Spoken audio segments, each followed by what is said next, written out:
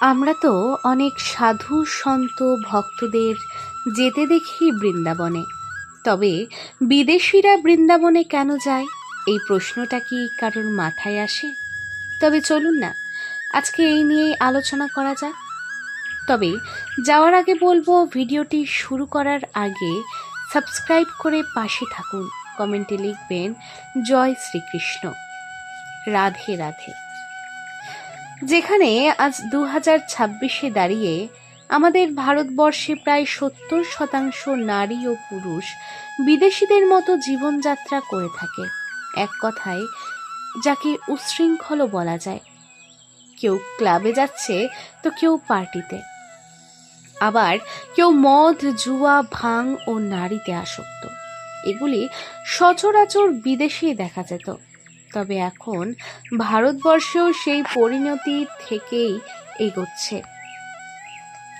কারণ মনে রাখতে হবে, এটা হলো কলিযুগ। আপনি যদি ভালো কথাও বলেন, আপনাকে লোকে খারাপ বলবে, আর খারাপ কথা বললে সেগুলি সানন্দে গ্রহণ করবে। এই যে দেখুন না, আজ আমি এই কথাগুলি বললাম, হয়তো কারোর খারাপ লাগলো, কেউ হয়তো এর বিরোধিতাও করলো, কিন্তু আমি আমার মতো করে বললাম, এর বিরোধিতা করার কোনো প্রশ্নই আসছে না। আপনি আপনার মন নিয়ে চলুন, আমি আমার মন নিয়ে চলি। তবে চলুন আসল কথায় আসি। এখন দেখা যাচ্ছে যে বিদেশিরা উশৃঙ্খল জীবনযাপন করত, তারাই এখন জীবনকে শৃঙ্খলের মধ্যে নিয়ে আসতে বৃন্দাবনে আসছেন। কারণ একমাত্র ভগবান শ্রীকৃষ্ণ তাদের ভক্তিমার্গ দর্শন করাতে পারেন। বৃন্দাবনে এসে বিদেশি নারী ও পুরুষেরা কিভাবে ভগবান শ্রীকৃষ্ণের সাথে মিলিত হয়ে যাবে ভাবতেও অবাক লাগে, আবার ভালোও লাগে।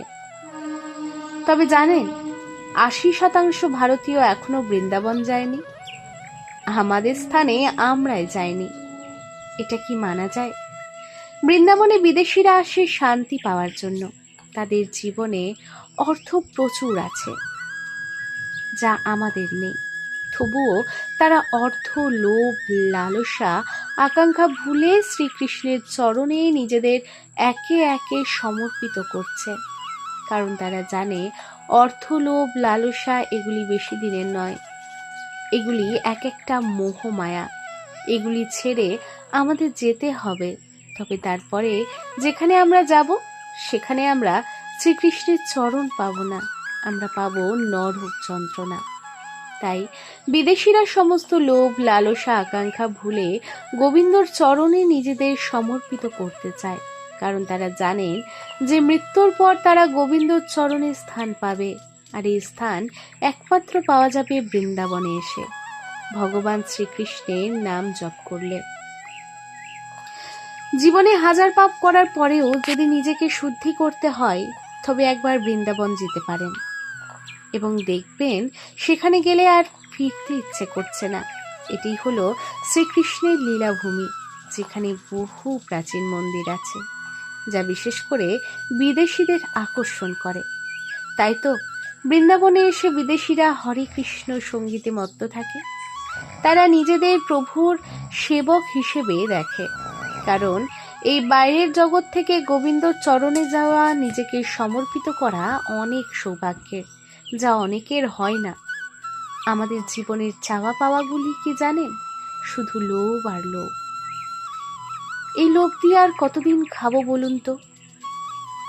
ভগবানের কাছে শুধু আমরা আমাদের চাহিদাগুলিই চাই, কেউ আমরা ভগবানকে চাই না। তাই তো আজ কলিযুগে ভগবানের দেখাও পাওয়া যায় না। তবে যদি আপনারা চাহিদাগুলোকে বাদ দিয়ে শুধু ভগবানকে চান, দেখবেন আপনার সামনে ভগবানও হাজির হবে। এবং তাই তো দেশ বিদেশ বহুদূর থেকে ভক্তরা বৃন্দাবনে এসে প্রভুর চরণে নিজেদের সমর্পিত করেছে। আশা করি আজকের ভিডিওটিতে কি বলতে চাইলাম বুঝতে পারলেন। ভিডিওটি ভালো লাগলে লাইক, শেয়ার, সাবস্ক্রাইব করে পাশে থাকবেন।